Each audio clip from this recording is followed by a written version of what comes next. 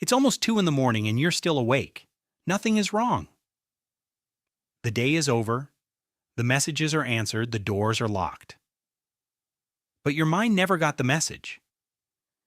It's replaying one sentence you said in a meeting 9 hours ago, turning it over, checking it for damage.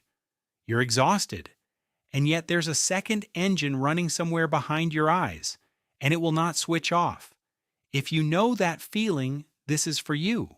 Because the people who finally quiet a mind like this didn't get handed a quieter mind. They learned to do 7 specific things. Here's what most people get wrong about overthinking. They believe the goal is to stop the thoughts, to somehow reach a still silent, empty head like a monk alone on a mountain. So they go to war with their own mind, and the war only makes the noise louder. Smart people surrendered that fight a long time ago. They found something quieter and far more useful. You don't have to win against your thoughts. You just have to stop taking orders from them. Here are 7 ways they do it. The first thing they do is name the thought instead of becoming it. Watch the difference. Most people think I ruined that conversation, and they believe it completely the way you believe the floor is under your feet. The thought and the person melt into one thing.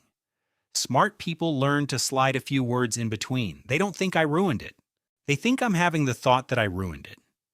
It sounds almost too small to matter. But psychology has a name for this move.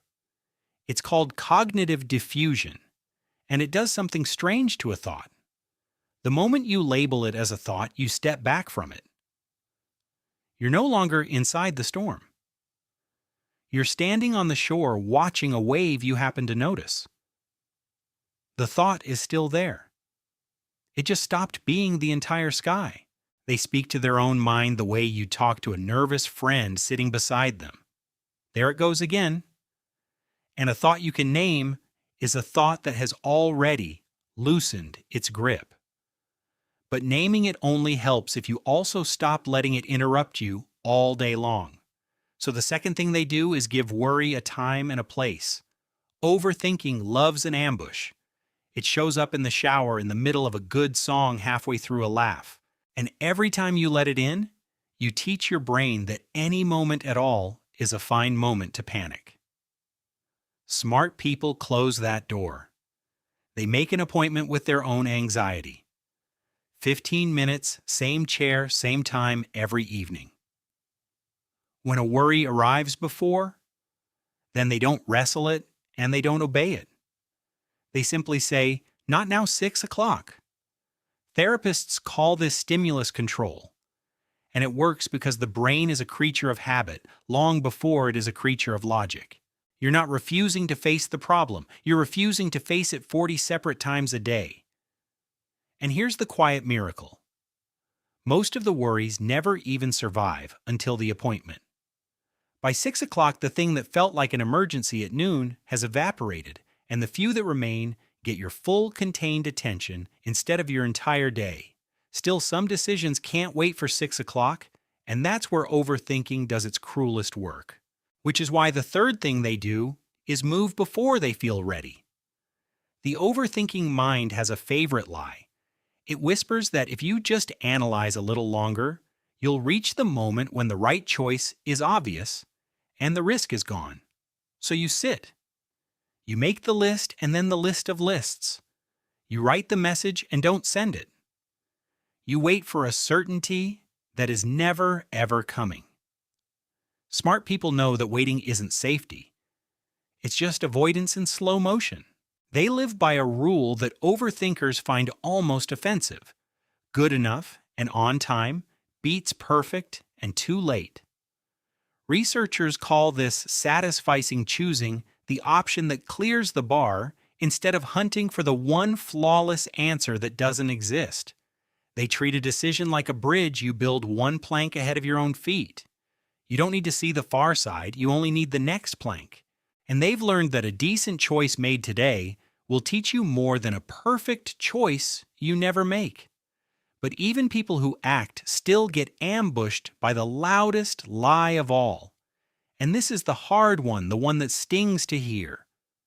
The fourth thing they do is stop believing a thought is true just because it's loud. Look at this trap clearly even though it hurts. Your mind has been lying to you for years in a voice that sounds exactly like your own. It told you they were angry when they were only tired. It told you that you were falling behind while you were actually doing fine.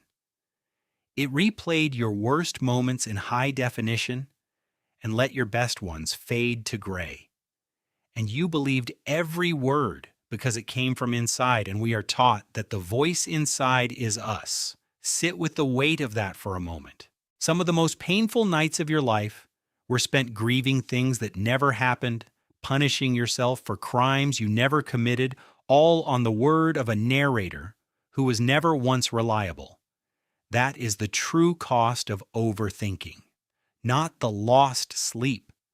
The lost years quietly handed over to a story that wasn't true. Smart people reach a turning point right here. They stop asking, is this thought true, and start asking, is this thought useful? And a thought becomes just whether passing through, loud but no longer in charge. It can reign in your head all it likes. You don't have to cancel your life over the forecast. Once the thoughts lose their authority, the next step is learning to break the loop with your body instead of your mind. That's the fifth thing they do. They cut the loop using the one tool the mind can't argue with. When you're spiraling, trying to think your way out is like trying to put out a fire with more fire. The same overheated brain that started the loop cannot be trusted to end it. So smart people drop underneath thinking altogether. They stand up and feel their feet press into the floor. They step outside and name 5 things they can see. They splash cold water on their face and let the small shock reset the whole system. There's real biology under this. It's called grounding, and it works on the nervous system directly through the body's raw sense of its own inner state. A racing mind drags you into an imagined future. A cold sensation on your skin yanks you back into the only place life is actually happening, which is right now.